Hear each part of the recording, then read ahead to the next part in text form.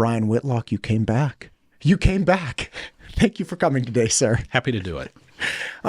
Listen, you are the director of the Idaho Hospital Association, and Governor Little has engaged in trying to get, I believe, $1 billion grant to help fund rural hospitals. Idaho is a huge state. If you flattened it all out, it'd be gigantic.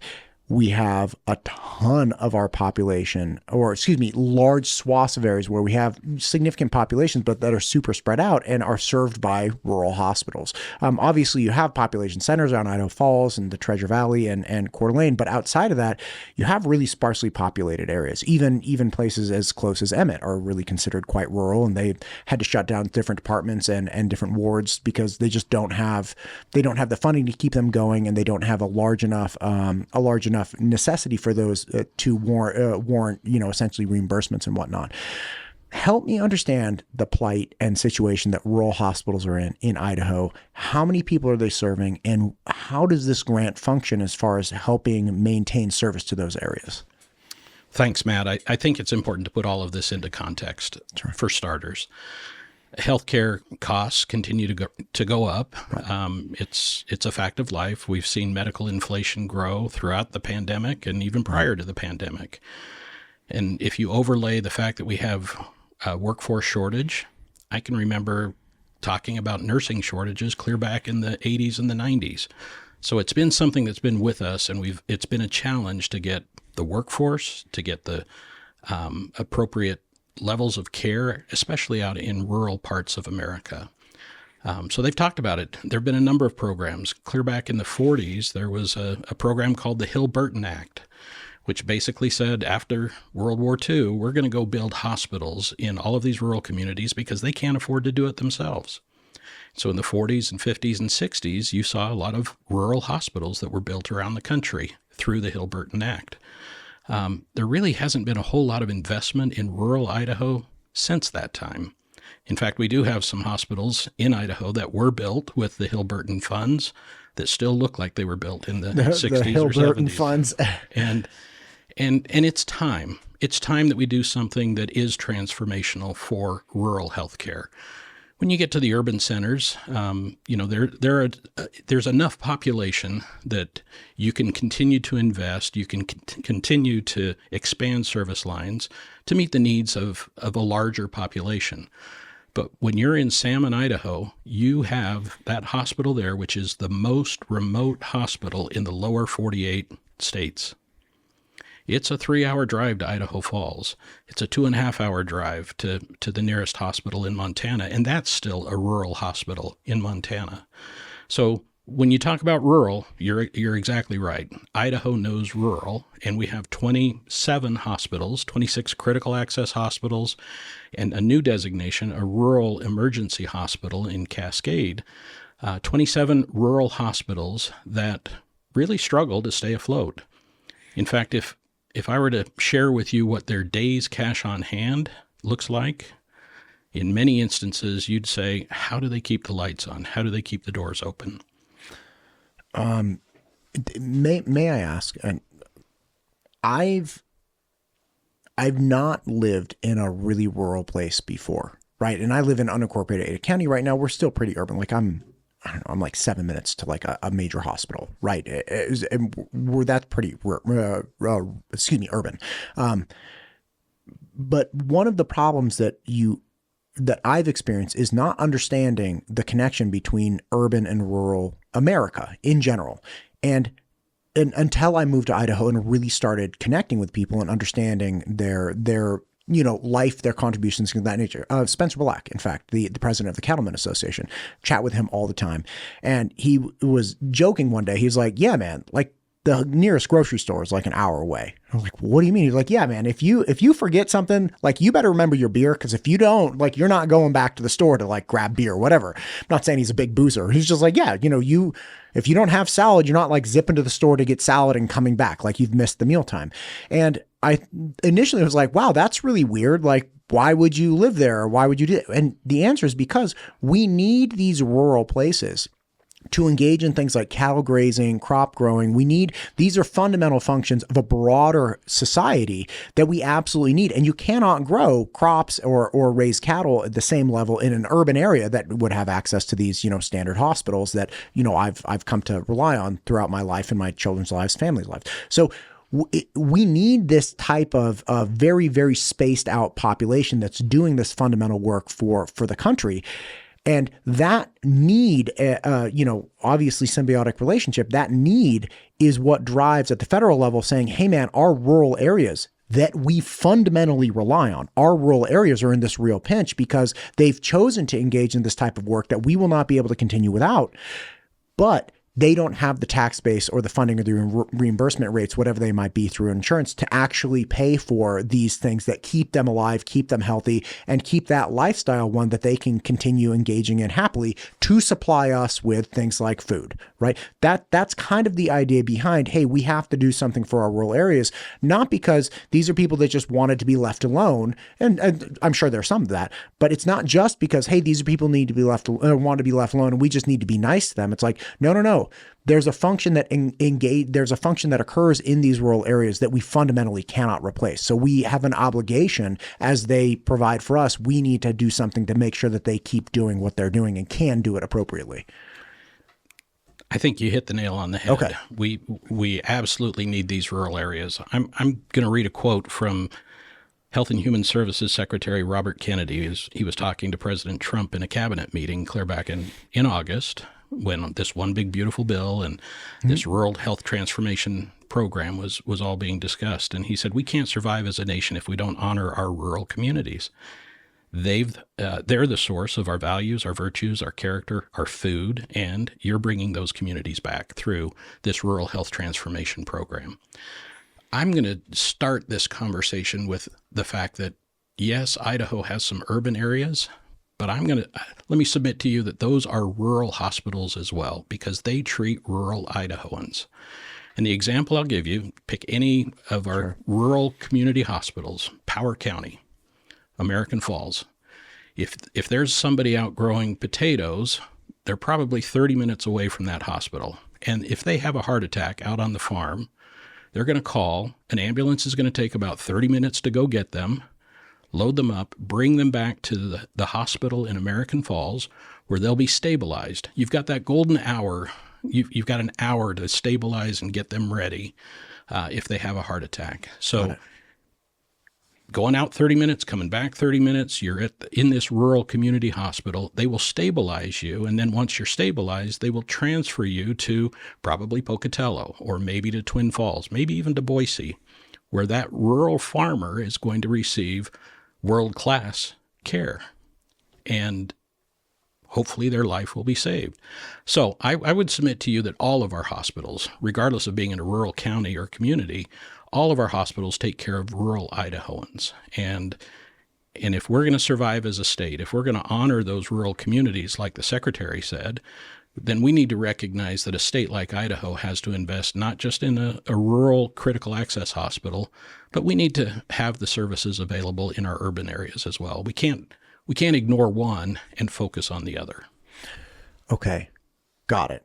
And I had not heard that quote. I feel a lot less dumb kind of parsing this out and putting it, because again, I think the problem that we run into a lot of times now in the United States is people want individual value propositions. They're no longer interested in the value proposition for a community as a whole. So it's kind of like, hey man, no, you really need this, because if you don't have these people taken care of, you're not going to get Brussels sprouts or whatever their potatoes, cattle, whatever they're growing. Okay. So all of that being said, what the state of our rural hospitals is one of, hey, with the one big beautiful bill and problems that we had leading up, we have very low. First off, we have aging populations in some of the rural areas, right? Like that's one of the big. You don't see like a lot of bustling, like I don't know, college students hanging out in these like super rural places. So you don't have the same kind of younger population where people are paying into insurances and, perhaps are cheaper, have private insurance. You have more dependency on Medicare and Medicaid, which reimburse at lower rates. Is that accurate?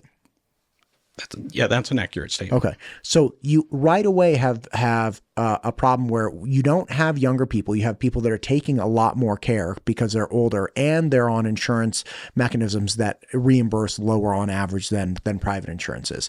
That puts our rural hospitals at a disadvantage significantly because they have to have fixed costs to have things like maternity wards, right? Or labor and delivery. That's a fixed cost. You don't get, you have to have a surgery center, you have to have an OBGYN or analogous, specialist. You have to have these things on hand 24 hours a day. You got to be able to do it any time of the day, and you got to be able to do it really, really well.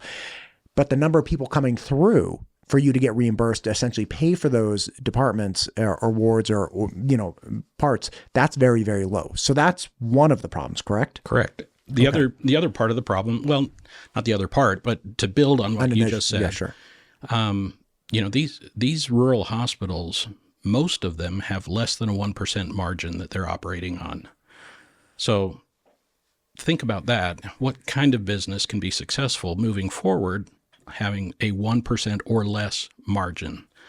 You can't reinvest. You can't buy new equipment. You can't offer incentives for doctors to come.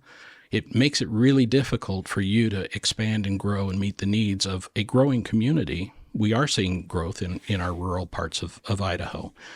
So, yeah, it's a challenge when you have limited income, again, a margin of less than 1%, and most of those are in the red, actually.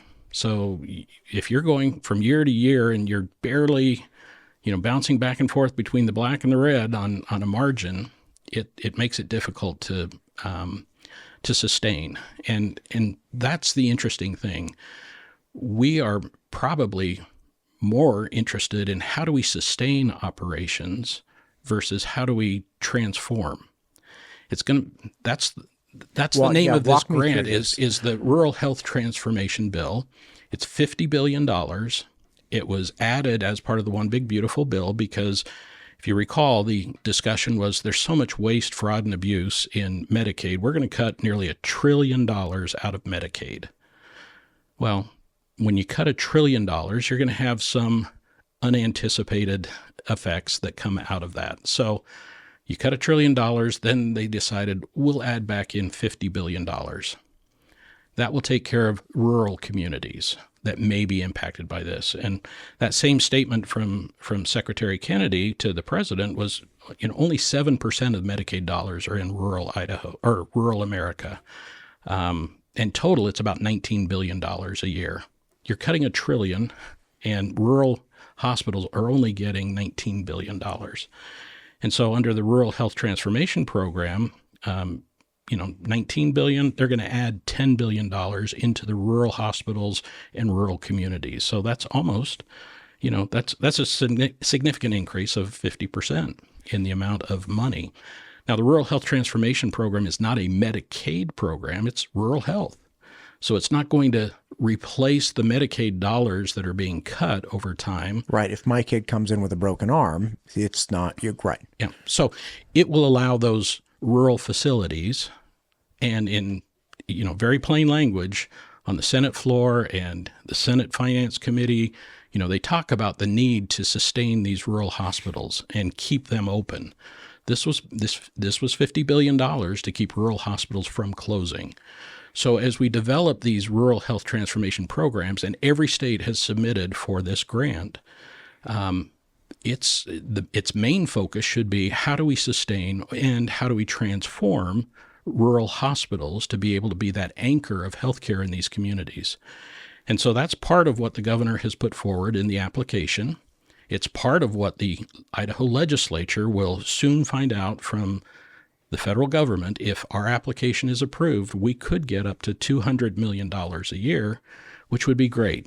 How will we direct those funds to meet the goal of sustaining these rural hospitals, which are the anchor in these communities, which are so important to the economy of the United States of America? Okay. How much would you estimate that the One Big Beautiful Bill took out of the rural hospitals? Like when you say $200 million is going to go back into hospitals, I think, gosh, I could do a lot with $200 million. But if we start parsing it out, it's like, well, yeah, but that's going into like 40 hospitals. And you're like, okay, so it's like $5 million per hospital. It's like, yeah. And those hospitals on average lost about $10 million each from reimbursement. So, we're getting this $5 million, which is great, but that's really just patching up half of the hole in the barrel. Like, what could you give me some perspective on what the actual damage was from the one big beautiful bill? I'll speak specifically to what Idaho's impacts were. So, and we've talked about this before, but Idaho is on a path to move to Medicaid managed care. And under Medicaid managed care, if you meet very stringent quality metrics, there are incentive or bonus payments on the back end of that, to the tune of about $1 billion a year. But because of the way the bill was worded, and because there was a grandfather clause that says if you're not already in that program, we're not going to let you in. This is where I came up with the brilliant idea of like, couldn't you have a grace period if I have my application in? Yeah, yeah, right. Which they did not. Which they didn't allow. Yeah. But we're still trying. And if there's a way that we can get carved in, that would be great. That would be $1 billion a year that would help all of Idaho hospitals. But in this case, that's a lost opportunity. Instead of, we're going to be talking about $100 million or $200 million a year for the next 5 years. That's significant. But $1 billion a year would have been transformational in Idaho. That would have allowed us to make those investments, to update those hospitals that were built in the 60s and 70s, to bring new service lines and to pay providers that would want to come and move to rural parts of the state. So that's a lost opportunity. And that was part of the one big beautiful bill, right? They were like, hey, we're terminating this, your grandfathered if you had it. So when you say Idaho presumably lost $1 billion a year because we were on a path to being accepted into this program, we just didn't get there by the cutoff date, that was $1 billion loss. Right. Got it. Okay. Then there will be the reforms, the elimination of waste, fraud, and abuse, the work requirements, the eligibility determinations, the co-payments, and everything else. Plus, what's currently being discussed in Washington, D.C. are these enhanced premium tax credits that allow people to buy affordable insurance on the health exchange. When those premiums and notices come and somebody, instead of $500 now is looking at $1,000, how are they going to take a doubling of their insurance premium in a month? Wait, help me understand this. How would it go up to doubling in premium? Well, so I know it's complex. My apologies. Very simply, when COVID hit, a lot of people lost their insurance. They turned to the exchange. There was an enhanced premium tax credit that was offered that said, basically, we know you're out of work. We know you're struggling to try to afford insurance for your family, or, one of the two parents is now unemployed, whatever. So we will enhance the tax credit so that you can afford a plan on your health exchange. And they had, I remember you telling me this, there was an income threshold, right? Where it's like, if somebody's making $300,000, they're not getting a tax credit to help pay for insurance. But if they're making, say, $25,000 or $35,000, then they would get like a tax credit to some degree to help pay for a healthcare plan. Correct. And this is, okay.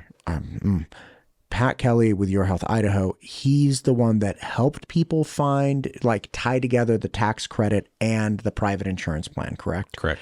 And the one big beautiful bill said, okay, we're going to axe the enhanced tax credit now because people should be back on their feet. So people budgeted their family and budgeted their life around this tax credit for the last 5 years, and it's fading away. Correct. It goes away at the end of the year. Gotcha. And the debate is, if that enhanced tax credit goes away, can those people continue to afford health care? Some will, some won't, and there will be some that have to choose between putting food on their table or buying a health plan off of the exchange. It's estimated there'll be anywhere from 20 to 30,000 Idahoans that are going to have to make that tough decision of saying, we're going to need to go without health care. We can't afford that. So when those people lose their health care coverage, it doesn't mean that they stop getting sick. It doesn't mean that they now no longer run the risk of having a car accident or a heart attack. Those events will still happen in their lives. They just won't have health insurance coverage. So now they're headed down a path of either medical bankruptcy, or hospitals are headed down the path of, we can't collect for the services that we by law have to provide when somebody shows up in our emergency room. And this is also one thing that does stop is preventative care, right? Because people, remember that scene? Did you ever watch Yellowstone? I watched like a couple seasons of it. There was a scene Kevin Costner gets an ulcer and he'd been like avoiding going to the hospital, and then they have to cut him open on the vet table, and they're like, we can't give him, anesthetic because, it's for horses or something, right? And he like passes out. But that was the whole thing. They're like, if you would just come in, it would have been like a $5, pill that you could have taken. And instead we had to open up your abdomen to deal with this thing. But that is something that absolutely happens when you lose healthcare. Like, you're not going, like, I have healthcare, I don't go in. If I didn't have it, I definitely wouldn't be going in for anything. Right. So you don't go in, you don't engage in preventative care, then the ultimate bill, which we know comes due eventually, is, astronomical. Okay. But here's a question for you, if I may. The Affordable Care Act mandated that people have health insurance. So for these people who are like, hey man, I'm going to choose between feeding my kids tonight or buying health care, I'm going to go ahead and feed my kids. Yeah, I'm not paying for health care. How does that mandate factor into that? The Supreme Court said you can't enforce that individual mandate. So. Okay. I'm sorry. When did they do that? Oh, years ago. Okay. My bad. Yeah. So they did have that, and they're like, you're not going to be able to do that. And they're like, okay, great. But here's a different problem then. That mandate came because with the Affordable Care Act, they removed the capacity for insurance carriers to terminate people or reject people based on pre-existing conditions. That was the trade-off where they're like, okay, we're going to make you take everyone, but we're going to make everybody buy insurance. And the insurance companies were like, well, I'll take everyone. That's not so bad. And they're like, just kidding. You can't take everyone, but you do have to keep taking people with pre-existing conditions. So snuck that one in. Right. Okay. There it is. I'm sorry I'm picking up from like a decade ago. We're bouncing all over. Yeah. We'll have some history here. And, yeah. And again, we're looking to the future and saying, what can we do? And over the next 5 years, this could be a very beneficial thing for Idaho to get $200 million a year. The application that the governor's office submitted is being reviewed, and ultimately the Centers for Medicare and Medicaid Services will determine, is the plan good? Does it meet the standard that they've set? Does it address these issues that were outlined of keeping rural hospitals open? And does it also enhance and transform healthcare in rural parts of this state? Now, every state submitted an application, so they've got to review 50 applications and determine how much money each state will get and how that money can be allocated. The process is going to be interesting once that determination is made at the federal level. They're going to notify the state and say, you get $200 million. Or they're going to say, pick a state, New Jersey. Sure. Not too rural. So instead of them getting $200 million, we'll just give them $100 million, and let's divide the $100 million among, a number of other states. Right. So it may be $200+ million that Idaho could get. Which is better than not getting something, but certainly a drop in the bucket when compared to the problems that we've been presented with now. Right. Got it. It's certainly not the $1 billion that we could have received through the supplemental payments that the rug got pulled out from under us on. Yeah. And it doesn't necessarily offset all of the cuts that will be taking place with work requirements and redetermination and all of the other things that were part of the One Big Beautiful Bill. But at the same time, it is $200 million. And do we have needs? Absolutely. And if you read through the application, I think the governor's office and the Department of Health and Welfare identified where some of those needs are. When you look at emergency services in rural parts of the state, like I said, a 30-minute drive out to the farm to pick somebody up and a 30-minute drive back. Are there some things that we could do in our EMS system to enhance that so that response times are better, the outcomes are better for those individuals? And so I think the application addresses some of those needs. Are there some things we can do for rural Idaho that would attract doctors? And that's an element of this program too. So it allows for signing bonuses. If you want to come to a rural part of the state and you want to sign a contract that says you're going to stay here for at least 5 years, then here's some money for a signing bonus. God bless that. That sounds fantastic. Yeah, and that's what the governor has included in his application. I think those kinds of things will be approved, and whether that doctor comes and works in a hospital or a federally qualified health center or a rural clinic, or whether an ambulance service in a rural community gets to have some enhancements and improve their response times, that's all good. That's a tide that rises and lifts all boats. Yeah. So we're supportive of that. They're also looking at things like graduate medical education. Are there some residencies and fellowships? Think about OBGYN and some other things that were really lacking in this state. Well, if we had a fellowship or if we had a residency in those programs, those people will come, they'll do a 3 or a 4-year residency, they'll do a fellowship, and by that time they're married, they've fallen in love with whatever rural community or community they're in Idaho. Kids are starting to go to kindergarten and first grade, and suddenly, they're now done with all of their training and they're saying, we're not going anywhere. We love Idaho. We want to stay here. So is developing a residency program with this one-time money, is that something that's sustainable moving forward? And I think it is. I think there's some investments, some smart investments like that can be made. Now, on the other side, the Rural Health Transformation Program allows for some modifications to be made to some of those facilities that were built in the 70s. I have one hospital that they don't have oxygen lines running into the rooms. So if the patient needs oxygen, you wheel in a tank, hook them up to the tank, and that's just the way they built things in the 70s. So could we use some of this Rural Health Transformation Fund to modernize some of these facilities, run an oxygen line, renovate a labor and delivery room so that those people want to stay in that community? And again, those doctors want to stay in the community because they've got a nice facility.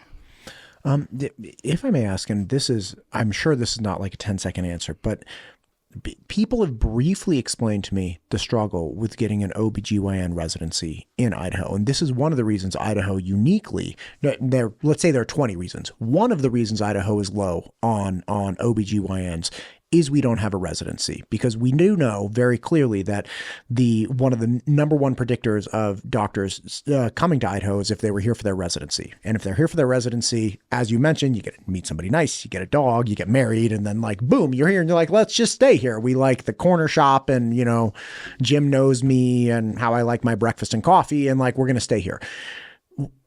We know that that's a big thing. And it's this glaring issue where it's we don't have an OBGYN residency, which means we have to work against the tide of all the other OBGYN residencies throughout the nation, attracting their people, because it's a 60 to 70% retention rate once you get them there. So we're dealing with a 30 or 40% that don't stay there. And then there are 19 other reasons why people may not select Idaho as being their number 2 selection. I mean, things that people classically wouldn't consider, which is reputation around public education. Doctors, surprisingly, like education. And even if Idaho's education isn't bad, it still gets a black eye for funding and support and sentiment towards education. So if you're somebody who's gone through decades of education, you're probably going to be education is a moral good thing. We should have more of it. You tend away from places that don't prioritize that the same way. Housing cost is obviously a big issue. Reimbursement rates are problems. Ages of populations are problems. All of these things. And again, there are 20 items. We're not going to get into all 20 items, right? But everyone knows that the OBGYN residency is a gigantic one. Why is it that we are otherwise incapable of starting an OBGYN residency? And I'm not against using the transformation funds to kick that off, but you'd think it's hey man, can we throw somebody $3 million or $1 million and just hey, OBGYN doc, can you please start a residency in this place and just start pumping people out? What are the hangups that I obviously don't understand with getting this rolling?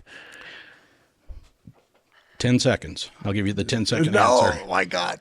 A residency basically is split 3 ways. In Idaho, the state pays a third, the program pays a third, the institution pays a third. So if you can get enough investment on the front end to cover the startup costs for that, then I think the institutions are happy to join in. I think the state has shown a willingness and a priority for OBGYN residencies and fellowships, and they're willing to jump in. And, I think we can go after the programmatic money at the federal level to get OBGYNs in here as well. Okay. So, my apologies for this. I don't understand what you just said. okay. I understood the state. From there, the programmatic, and from there, the institution. I don't know who those people represent or how you parse them out. So like, who are you talking about? And why would these people, I understand why the state would pay a third. I don't understand why a program would pay something to be able to start teaching people. And I don't know who the institution is or the program is. Can you help me understand that? So an institution, another word for a hospital. Great. So let's say St. Luke's. Yep. St. Luke's is like, okay, Idaho's going to pay a third. Let's say the program's $900,000 to get it going. And I just a nice number that divides by 3. Idaho's like, all right, man, we'll kick you in $300,000, right, into this bucket of cost. Then St. Luke's is like, yeah, man, we'll kick in $300,000. Like, we really need this. We're losing money all day long, because obviously we can't grow our own OBGYN. So we have to import them, which means we have to do signing bonuses and all kinds of different things. We'll throw in $300,000. So now we have $600,000 and this $900,000 bucket. Who's the program? Is that literally the clinic or the doctors who are like, okay, we will teach these people? In some instances, it is. Family, the Full Circle Health used to be Family Medicine Residency of Idaho to do, Sure. Family medicine. They put in some funds, they get some grant money and things like that. So there's kind of this cross-pollination between program and institution. Got it. And sometimes the program can be Medicare can fund it, Medicaid can fund it. And sometimes there are some other national programs that will kick money in. To fill the bucket all the way. Okay, so none of these people are the actual individuals teaching. We have the state, they get benefit. We have an institution like St. Luke's, and then we have a program that could be a national partner that's like, yeah, we're for it as well. And so that now we have the $900,000 bucket. Okay, and up until this point, who hasn't been wanting to pay their $300,000 share, or is it pretty much everyone? Pretty much everyone. Okay. It's been difficult for, the focus in Idaho till now has really been primary care. Great. Internal medicine, psychiatry, and some of those things. We don't have a surgery residency in Idaho. We don't have, some of the other specialties. And so you're going to still go out to Seattle or Texas or back east to attend some of those specialty residencies. But again, this is one, I think, where everybody has come together and said, this is the next step. We've done a good job establishing family medicine in Idaho and having sufficient residencies to produce primary care docs. That's great. Great. What's the next step? I think we do need to look at things like family medicine, behavioral health, and expand some of those as well. Gotcha. Okay. So now the state, the institution, and then there's some program that's like, okay, look, maybe we start looking back at this thing. And that money then, theoretically, if you got everybody to agree that this should be the focus of the funds, because again, Idaho is very fiscally conservative and people are not wasting money, so they're not just fire hosing it out to every single program. Once they have that money, then they say, okay, now we have to find a group of people that will commit to a curriculum, a shadowing, a training, the whole thing. And they benefit because they get part of, are they paid for their time, or is this like a bleeding heart, like you just have to do it because? No, they get paid for their time and effort that they put into it. So like any other teaching engagement. Yeah. Okay, great. So the bottom line is it was the focus of funding on the state, on the institution, and then the program, which is, kind of a nebulous term because it could be an intermarrying of institutions and national programs. But essentially it was this funding of we only have X number of dollars. And then all three of these people decide, okay, well, where should that go? Should we do a residency for family practice? Should we do a residency for internal medicine? Should we do a residency for surgery, OBGYN? And OBGYN just hasn't been at the top of the list. And they're like, well, listen, we have a finite amount of money. We don't have the money for this. And people say, okay, great. We're just going to have to make do. And I think this Rural Health Transformation Fund can be the priming of the pump. If there are some upfront startup costs that can be covered, if there's even the state portion that can be covered, then I think it primes the pump and allows the other investments to come through the door. Okay, great. That was the best 10-second overview ever. It makes sense to me now. Let's cut the last 10 minutes. What a complex, crazy thing. And so it ultimately comes down to, look, Idaho's not made of money. We're incredibly fiscally conservative, and whether people think that's appropriate or not, none of my affair, but like, we don't spend money on things. So it's essentially just like, look, there isn't the money flowing around and there's not the willpower to find or create the money. You know what we need?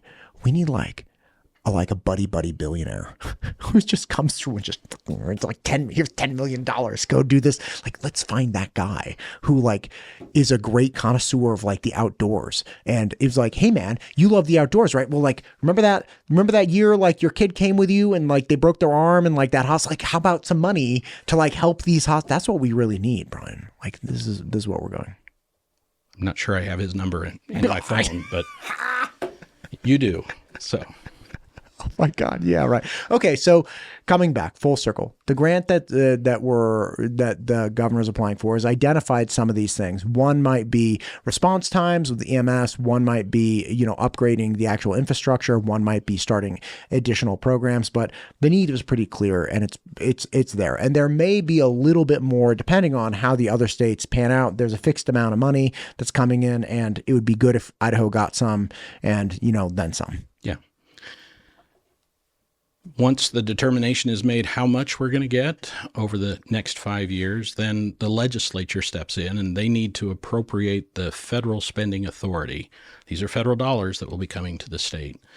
So our only ask is that the legislature understand how critically important it is to get this money out the door and to get some of these programs started.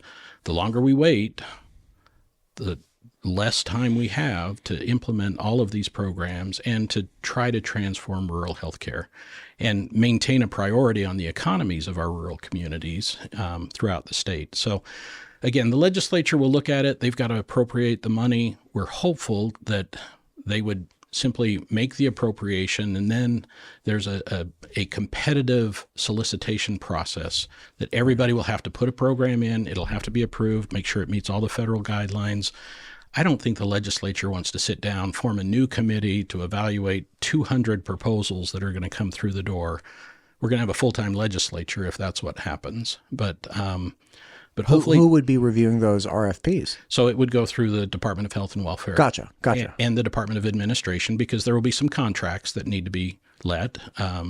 If there's some multi-year contracting that needs to take place. So you're saying that the people that do this every day in state government would most likely be the ones to do it. Gotcha. Instead of the legislature saying, hey, we want to see every single proposal, it's like, no, you don't. Just appropriate the money. Let the health and welfare do what health and welfare does. They're going to assess this. They do it all day, every day. Just let them go. Right. Gotcha.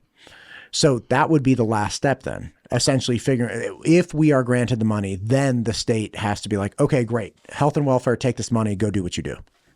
And health and welfare report back both to the legislature and to the federal government that the money was effectively used. If it was, then we get to apply for it again and receive another tranche of funding in year 2 and year 3 and year 4. So there will be a heavy responsibility on reporting back and showing how that money was utilized and truly transformed things in rural parts of Idaho. Is there any downside to this? Because I can tell somebody's out there saying this is bad. I'm like, I mean, I'm sure somebody has that perspective. Like, do you anticipate any pushback? A little. There are some that don't want any federal money coming into Idaho. This is something that President Trump put a high priority on. This is something that he's tweeted about. It's something that has been in press releases coming out of the White House. He wants to sustain rural health care in America. He wants to make America healthy again. It's a priority for the president, whom many of these people support and believe in the policies of the President of the United States and his administration. These are things that the Secretary of Health and Human Services has said will sustain our rural communities and help the economies. And so I'll be interested to see if those people who really are Trump supporters are 100% behind this program, because it is federal money coming into Idaho. I hope that they see the significance of what Congress intended and what the president pushed for, and they move quickly to get that money out the door and into rural communities. Man, here's to that. Are we missing anything? Just the fact that this is one-time money, and that's something that the state did build into their application. There will be no fiscal cliff.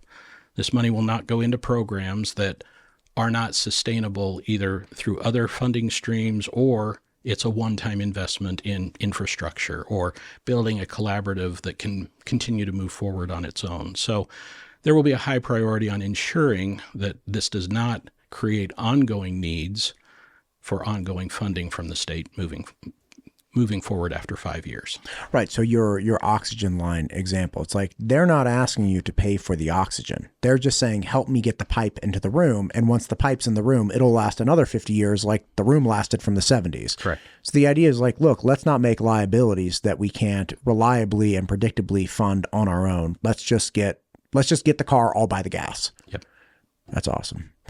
Brian, I appreciate you, sir. Thank you for coming in and taking my dumb questions. I know you got to walk me through a lot of this stuff, but it's so complex, man. Like it is such a wild system that we have in place. And again, I've spent significant time with you, and thank you, and Pat Kelly from Your Health Idaho, and Tony Lawson, obviously from your office, like all kinds of different people. And it's like, holy cow, this is why no one understands the system. And it's so impossible to, like, you just have to take sound bites of like doom and gloom, or you should be happy, but like nobody actually knows what any of that means. It's a wild time. So thank you again for taking the time. Thanks for doing the deep dive. It's important to do. The 10 seconds. Anyway, we'll do it again.